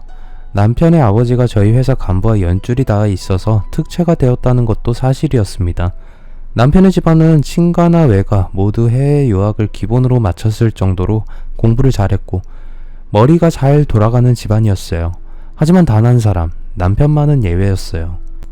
어릴 때부터 공부하는 담을 쌓고 지냈고 유학은 고사하고 국내에 있는 대학에도 겨우 들어갔다고 합니다. 그래서 남편은 대기업에 연구원을 하거나 대학 강단에 선 사촌들과는 늘 비교를 당했고 그들에 대한 열등감이 무척이나 시달렸다고 해요. 시어머니도 해외 유학을 마치고 돌아와서 잘 나가는 펀드 매니저로 활동하고 계시다고 했어요. 시어머니는 고집이 워낙 세고 커리어우먼답게 자존심이 강한 분이라서 제가 아버지 없이 홀어머니 밑에서 어렵게 자랐다는 걸 말을 듣고는 절대 저와 결혼시키는 걸 허락할 수 없다고 하셨다고 합니다. 성호야, 결혼이 애들 장난인 줄 아니? 결혼이란 당사자가 서로 깊이 사랑하는 게 가장 기본이겠지만 그것보다 집안끼리 격이 맞아야 하는 게 훨씬 더 중요해. 어디서 그런 근본도 없는 여자하고 결혼하겠다는 거냐? 나는 절대 허락 못하니까 당장 헤어져. 남편은 몇 번이나 시어머니를 설득하려고 노력했지만 한 번 결정하면 절대 바꾸는 법이 없는 시어머니는 계속 반대를 하고 있다는 거예요. 자기야, 조금만 기다려. 내가 단식 투쟁을 해서라도 엄마 허락을 받아낼 테니까. 남편은 제게 조금만 더 기다리면 꼭 허락을 받아내겠다고 자신했어요. 하지만 저는 집안에서 반대하는 불행한 결혼을 하고 싶은 생각은 없었어요. 그래서 며칠을 고민하다가 남편에게 헤어지자는 말을 했습니다. 자기야, 우리 그만 만나자. 아무리 생각을 해봐도 자기 어머니가 우리들 결혼 허락해 주실 것 같지가 않아. 만약 어머니께서 허락한다고 해도 결혼한 후에 혹독한 시집살이를 하게 될 게 뻔해. 그러니까 우리 이쯤에서 포기하자. 뭐? 그걸 말이라고 해? 난 절대 당신 포기 못해. 내가 무슨 수를 쓰든지 꼭 당신의 아내로 맞아들일 테니까 그렇게 알아. 시어머니를 닮아서 그런지 남편도 고집은 대단했어요. 남편의 태도가 확실하니 전 그를 믿고 기다리는 수밖에 없었어요. 그런데 얼마 후에 남편이 싱글벙글 웃으면서 어머니께서 허락을 하셨다고 했어요. 자기야, 됐어. 엄마가 자기 데리고 집으로 오라고 하셨어. 이제 됐어. 남편은 마치 결혼 승낙을 얻어낸 것처럼 말했지만 사실은 남편이 워낙 간곡하게 저와 결혼하겠다고 하니까 제가 어떤 여자인지 궁금한 마음이 드셨을 겁니다. 그래서 우선 저를 만나보고 결정하겠다고 하셨다는 겁니다. 일단 면접을 보고 며느리로 취직을 시킬지 말지 결정하겠다는 것이었죠. 남편은 제게 자기 카드를 내밀었어요. 자기야, 이번 주말이야. 엄마한테 눈도장 확실하게 찍어야 돼. 그러니까 미용실도 다녀오고 옷도 세련된 걸로 한 벌 맞춰. 하여튼 화사하게 꾸미고 와. 우리 자기는 워낙 바탕이 좋으니까 조금만 꾸며도 엄마 마음에 쏙 들 거야. 알았지? 화이팅! 남편이 잔뜩 흥분한 모습을 보자 저까지 덩달아 긴장이 되었어요. 여자라면 시어머니와의 첫 대면은 긴장되고 떨리게 마련이지만 저를 못마땅하게 생각하는 시어머니를 만나서 호감을 주어야만 한다는 부담까지 더해져서 밤에 잠을 제대로 자지 못할 정도였어요. 주말이 되었고 모든 준비를 마친 저는 남편을 만나서 시댁으로 갔습니다. 시댁은 제 생각보다 훨씬 더 크고 넓었습니다. 2층으로 된 단독주택이었는데 대문을 들어서자 마치 공원처럼 잘 가꾸어진 아름다운 정원이 있었고 한참을 걸어가자 본체가 나타났어요. 1층의 넓은 거실에는 시아버지와 시어머니가 굳은 표정으로 앉아 계셨습니다. 가사 도우미로 보이는 아줌마가 차와 과일을 가지고 나왔고 시아버지는 그래 어서 오너라 편히 앉아 라고 하시면서 웃으셨지만 시어머니는 시종일관 굳은 표정을 풀지 않고 저를 쳐다보고 계셨어요. 시아버지는 저희들이 정말로 사랑한다면 결혼을 반대하지 않겠다고 말하신 다음에 골프 약속이 있다고 하시면서 자리에서 일어나셨어요. 시아버지는 모든 결정을 시어머니에게 미루고 자기는 쏙 빠지셨어요. 거실에는 무거운 침묵이 흘렀고 저는 두 손을 모으고 고개를 숙이고 앉아 있었습니다. 한참 후에 시어머니가 마침내 입을 여셨어요. 아마 성화한테서 들었을 거야. 나 이 결혼 반대야. 이유는 네가 더 잘 알겠지? 내가 널 만나자고 했다고 마음이 바뀐 건 아니야. 하지만 오늘 만나보니 얼굴은 제법 반반하게 생겼구나. 그래서 말인데 내가 내건 조건을 네가 받아준다면 성화 결혼하는 거 허락하마. 그 순간 저는 감고 있던 눈이 번쩍 떴습니다. 네 어머니 어떤 조건이든지 말씀만 하세요. 전부 받아드릴게요. 저는 결혼 승낙을 받을 수만 있다면 밤하늘에 별이라도 따올 기세였어요. 시어머니가 제게 요구하는 건 아주 간단한 것이었어요. 저는 대단한 예물을 준비하라거나 아니면 엄청난 시집살이를 시킬 테니까 마음의 준비를 단단히 하라는 거라고 생각했는데 그런 게 아니었습니다. 시어머니는 결혼을 하고 2년 안에 아이를 가져야 한다는 것과 아이를 가지기 전까지는 직장을 그만두고 펀드 매니저인 자기 일을 도우라고 하셨어요. 어려울 것도 없는 간단한 일이라서 저는 시어머니의 조건을 받아들였습니다. 하지만 그것은 악마에게 영혼을 파는 것과 같은 거래였어요. 상견례를 마치고 친정엄마는 시어머니의 인상이 아주 날카롭게 보인다면서 걱정을 하셨어요. 네 시어머니 인상이 무척이나 날카롭더라. 고집도 보통이 아닐 것 같고 남편이고 자식이고 전부 자기 손아귀에 쥐고 흔들 여자 같아. 기가 엄청 센 여자인 게 분명해. 결혼하면 며느리인 너를 아주 종처럼 부리면서 상전 노릇할 것 같아서 걱정이다. 나도 알아. 하지만 너무 걱정하지 마. 우선 부딪혀 봐야지. 처음에 힘들어도 내가 정성을 다하면 어머니도 내 마음을 알아주실 거야. 저는 시집살이가 힘들어도 견뎌낼 자신이 있다고 엄마를 안심시켰지만 속으로는 저도 걱정이 많이 되었어요. 그런데 예상과는 달리 시어머니는 저희들을 분가시켜서 따로 살도록 해주셨어요. 게다가 저희 집에도 가사도우미를 고용해서 보내주셨습니다. 이제 결혼했으니 내가 말한 대로 회사는 그만두고 다음 주부터는 내 사무실로 출근해라. 시어머니는 저를 비서로 쓸 계획이어서 집안일을 할 도우미까지 고용해 놓으셨어요. 저는 회사를 그만두고 시어머니가 펀드 매니저로 일하는 사무실에 출근을 했습니다. 사무실은 제법 넓어서 회의실과 상담실, 휴게실까지 갖춰져 있었습니다. 그런데 저는 시어머니의 비서 역할을 하게 될 거라고 생각했는데 사무실에는 이미 시어머니의 비서가 일하고 있었어요. 그래서 제가 할 일이 뭔지 물어보았습니다. 어머니, 제가 할 일이 뭔가요? 혹시 사무실 청소하고 손님들에게 커피를 대접하는 그런 일인가요? 그러자 시어머니는 피식 웃으셨어요. 내가 그런 하찮은 일을 시키려고 널 며느리로 들인 줄 아니? 넌 그냥 나를 따라다니면 돼. 시어머니는 한동안은 자기를 따라다니면서 자기가 소개해주는 중요한 고객들과 안면을 튼 다음에 고객 관리를 하는 걸 도와달라고 했어요. 그런 다음에 천천히 펀딩에 대해서도 가르쳐 주겠다고 하셨어요. 시어머니의 말이 사실이라면 제게는 너무나 좋은 기회였어요. 능력을 인정받는 시어머니 밑에서 펀드 매니저 일을 배우고 돈이 많은 중요한 고객들과 안면을 트고 지내면 나중에는 모두 제 인맥이 되는 셈이었죠. 저는 시어머니가 겉으로만 저를 쌀쌀맞게 대하고 있었지만 저를 유능한 펀드 매니저로 키우려는 생각을 가지고 있다고 믿었습니다. 겉으로는 시베리아 벌판처럼 냉혹하고 쌀쌀맞지만 속마음은 아주 따뜻한 제가 다녔던 회사의 정부장 같은 스타일이 시어머니라는 생각을 했습니다. 저는 시어머니가 가는 곳이라며 어디나 한 몸처럼 같이 움직였습니다. 시어머니의 중요 고객들은 큰 사업을 하고 있거나 건물을 여러 채 가지고 있는 거물급 재력가들이었어요. 시어머니는 그들에게 저를 소개해 주었습니다. 몇 달이 지나자 저는 시어머니의 중요 고객들과는 대부분 안면을 트게 되었어요. 그렇게 되자 시어머니는 제게 이제부터는 혼자서 고객 관리를 한번 해보라고 하셨어요. 저는 일을 시작한 지 얼마 되지 않아서 시어머니에게 능력을 인정받았다고 생각하고 날아갈 듯이 기뻤습니다. 좋아, 이번 기회에 고객들을 사로잡아서 더 많은 투자를 받아내서 시어머니가 나를 확실하게 며느리로 인정하도록 만들자 라고 생각하고 혼자서 고객 관리에 나서게 되었어요. 그런데 생각도 못했던 이상한 일이 저를 기다리고 있었습니다. 저는 대기업의 임원으로 근무하고 있는 고객에게 연락을 해서 찾아뵙겠다고 말하자 그는 흔쾌히 회사로 오라고 했어요. 제가 그의 사무실로 들어가자 비서들은 저를 야릇한 눈빛으로 훑어보더니 차를 내주고는 자리를 피해 주었어요. 어서와요. 이쪽으로 앉지. 그는 저를 푹신한 소파에 앉히더니 제 옆에 딱 붙어서 앉았습니다. 그는 슬며시 제 무릎 위에 손을 올리기도 했어요. 저는 당황스러웠지만 정색을 하면서 피할 수도 없는 상황이었어요. 저는 어색하게 웃으면서 준비해간 자료들을 꺼내서 투자 상품에 대한 설명을 시작했습니다. 그는 제 설명을 듣는 둥 마는 둥 하면서 계속 제 몸을 더듬었어요. 그러다 그의 손이 제 허리를 감자 저는 도저히 참지 못하고 그의 손을 뿌리치고 자리에서 일어섰어요. 최 전무님, 이러시면 정말 곤란해요. 앞으로는 함부로 제 몸에 손을 대지 않으셨으면 해요. 어허, 우리 둘뿐인데 왜 그래. 그러지 말고 여기 앉아. 하던 얘기는 마저 해야지. 그는 제 손을 잡고 자기 옆에 앉으라고 말했고 저는 아무리 불쾌하고 기분이 나빠도 이대로 나가버리는 건 고객의 예의가 아니라고 생각해서 다시 자리에 앉았습니다.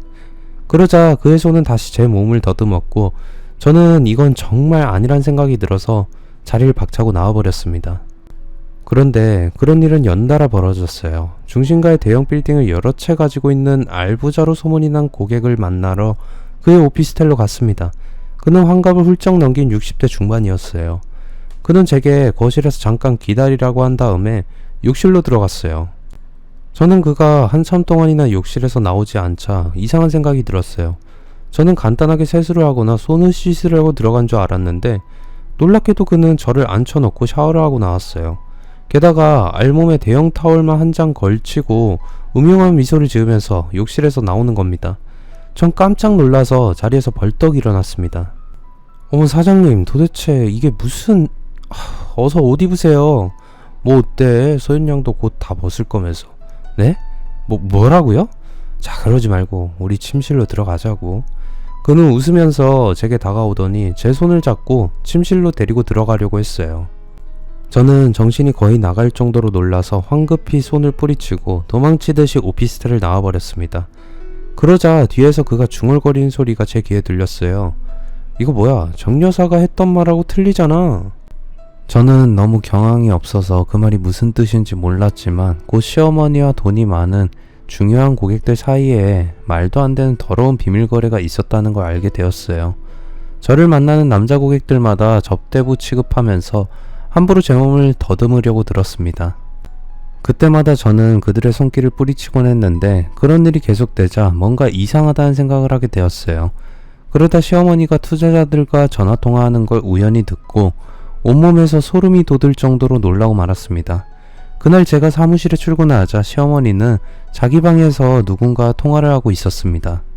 최 사장님, 네, 아니에요. 약속이 틀리다뇨. 그럴 리가 있나요? 최 사장님이 처음부터 너무 거칠게 들이대니까 그 아이가 놀래서 그랬던 거죠. 네, 그래요. 여자는 원래 부드럽게 살살 달래가면서 접근해야죠. 그렇죠. 하여튼 이번 토요일에는 제가 확실하게 해드리라고 말해 놓을게요. 그럼요. 염려하지 마세요. 이번 토요일은 확실하게 하실 수 있어요. 뭘 확실하게 한다는 걸까? 최 사장이라면 얼마 전에 오피스텔에서 샤워를 하고 저를 침실로 끌고 가려고 했던 그 영감이었어요. 그러자 머릿속에서 이상한 생각이 떠올랐습니다. 아니야, 설마 시어머니가 나를... 그럴 리가 없어. 저는 말도 안 되는 상상이라고 생각했어요. 하지만 왠지 불안해서 확인을 해야만 했어요. 저는 시어머니가 화장실에 간 틈을 타서 그녀의 휴대폰을 살펴보았습니다. 최근에 받은 문자 내역을 들여다보고 저는 머릿속이 하얗게 돼서 아무 생각이 없어졌습니다. 정여사, 파트너 소개해준다는 거 어떻게 됐어? 난 정여사가 젊은 년으로 소개해준다고 해서 5억 더 투자했잖아. 투자자는 시어머니에게 하룻밤을 즐길 수 있는 파트너를 소개해달라고 보챘고, 시어머니는 그런 투자자들을 상대로 저를 점찍었던 겁니다. 어처구니가 없게도 시어머니는 결혼 전에 자기 일을 도우라고 했는데 머리를 써서 도우라는 게 아니라 제 몸을 이용해서 투자자들을 만족시켜준 다음에 투자금을 받아내려는 속셈이었어요. 시어머니가 며느리의 몸을 팔아서 돈을 챙기려고 들더니 어떻게 이런 말도 안 되는 생각을 할 수가 있는지 저는 기가 막히고 어이가 없을 뿐이었어요. 그래도 뭔가 제가 착각을 했을 거라고 애써 떨리는 마음을 진정시켰는데 시어머니는 저의 마지막 기대마저 짓밟아 버렸습니다. 시어머니는 저를 부르더니 진지한 표정으로 말했어요. 이번 토요일에 오피스텔로 가서 최 사장 만나라. 투자에 대해서는 이야기 다 됐으니까 너는 그냥 최 사장 기분만 맞춰주면 돼. 이제 모든 게 명백해졌어요. 며느리를 접대부처럼 취급하는 시어머니를 보고 있으니 치밀어 오르는 분을 참을 수가 없었어요. 어머니는 제가 몸이나 파는 접대부라고 생각하세요? 투자자들을 만나서 만족시켜주라고요? 그게 시어머니가 며느리한테 할 소리예요? 저는 화가 나서 발악적으로 소리를 질렀어요. 그런데 시어머니는 저를 비웃듯이 쳐다보더니 어이가 없는 말을 했어요. 너처럼 근본도 없고 집안에 가진 것도 없는 년이 내세울 게 몸뚱아리밖에 더 있어? 당장 쫓겨나고 싶지 않으면 입 닥치고 내가 시키는 대로 해. 그렇게는 못해요. 저는 몸을 파는 여자가 아니라고요. 뭐야? 그래, 네 마음대로 해. 애비 없이 자란 년이라 시어머니한테 눈을 똑바로 뜨고 대들고 버릇이라고는 털끝만큼도 없구나. 내가 결혼 전에 분명히 말했지. 이제 1년 남았어. 그 안에 임신을 못하면 당장 이혼시킬 거니까 그렇게 알아. 천하의 막대 먹은 년 같으니. 시어머니는 꼴도 보기 싫으니까 이제부터 사무실에 나오지 말고 집에서 애를 가질 준비나 하라고 했습니다. 오히려 잘됐다는 생각이 들었어요. 시어머니가 투자자들과 은밀하게 맺은 더러운 거래를 지키기 위해 제 몸을 바칠 생각은 조금 더 없었기 때문입니다. 그런데 몇 개월이 지나도 임신이 되지 않았어요. 남편과 저는 열심히 노력하는데 왜 임신이 되지 않는지 이해가 되지 않았어요. 그래서 남편에게 불임 검사를 같이 받아보자고 했지만 남편은 고개를 흔들었어요. 나는 누구보다 정상이야. 당신이 정신적으로 임신에 너무 부담을 가져서 그래. 아직 시간은 많아. 그러니까 편하게 생각하자. 남편은 저를 안심시키면서 다독여 주었어요. 하지만 시어머니가 말했던 1년이 코앞으로 바짝 다가오자 저는 더 초조해졌어요. 그런데 그때 저는 뜻밖의 우편물을 받고 시어머니와 남편에게 완전히 속았다는 걸 알게 되었습니다. 저희 집 관할 보건소에서 남편 앞으로 발송된 우편물이었어요. 저는 이상한 생각이 들어서 우편물을 뜯어보고 하늘이 무너지는 것 같은 충격을 받았습니다. 우편물은 정관 보건 시술비 지원에 대한 안내문이었어요. 정관 수술을 한 남성들을 대상으로 보건 시술을 받으며 국가에서 시술비를 지원해준다는 내용이었습니다. 그랬습니다. 남편은 정관 수술을 받았던 겁니다. 시없는 수박이 된 남편과 임신을 하겠다고 밤마다 애를 쓰면서 관계를 한 제가 우습다는 생각이 들었고 허탈해졌습니다. 그날 밤에 저는 남편에게 우편물을 보여주면서 어떻게 된 일인지 따졌습니다. 그러자 남편은 고개를 푹 숙이더니 모두 시어머니의 계획이었다고 사실을 털어놓았습니다. 저와 결혼을 반대했던 시어머니는 남편이 계속 매달리자 저를 만나보기로 했고 저를 만난 다음에 한 가지 엄청난 업무를 꾸미게 되었던 겁니다. 30 초반의 젊은 제 몸을 이용해서 자기가 관리하고 있던 투자자들을 만족시킨 다음에 투자를 받아내고 2년 안에 임신을 하지 않으면 이혼을 시키겠다는 조건을 내걸고 남편에게는 정관수술을 강요했다는 겁니다. 남편은 말도 안 된다고 반대를 했지만 시어머니는 남편에게 다른 여자를 만나도록 다리를 놓아주었다고 합니다. 남편은 어처구니 없게도 시어머니가 소개해준 여자에게 완전히 빠져버렸다고 합니다. 그래서 정관수술을 받았고 2년 동안 저를 투자자들의 놀이객감으로 돌리다가 임신을 못하면 쫓아내버리고 남편을 내연녀와 재혼시킬 계획을 모자는 가지고 있었던 거죠. 전 상상할 수조차 없는 충격적인 말을 들으니 그저 웃음밖에 나오지 않았습니다. 저는 시어머니에게 이혼소송을 하겠다고 통보했습니다. 남편은 이미 자신의 불륜을 인정했고 저는 남편이 한 말을 녹음해 두었어요. 재판을 진행하는 과정에서 시어머니가 남편에게 내연녀를 소개해 준 것까지 모두 드러났습니다. 그리고 시어머니가 제 몸을 이용하려고 했던 것도 이혼의 사유로 인정이 되었어요. 법정에서 판사는 시어머니의 말도 안 되는 행동을 강하게 꾸짖었고 위자료 외에 결혼 생활 동안 제가 당한 정신적 고통에 대해서도 보상하라는 판결을 내렸습니다. 사람이라면 마땅히 지켜야 하는 도리가 있는 법이에요. 지극히 상식적인 도리를 벗어나는 순간 사람이 아니라 짐승이 된다고 생각합니다. 긴 글 읽어주셔서 감사합니다. 구독, 좋아요, 알람 설정 부탁드립니다.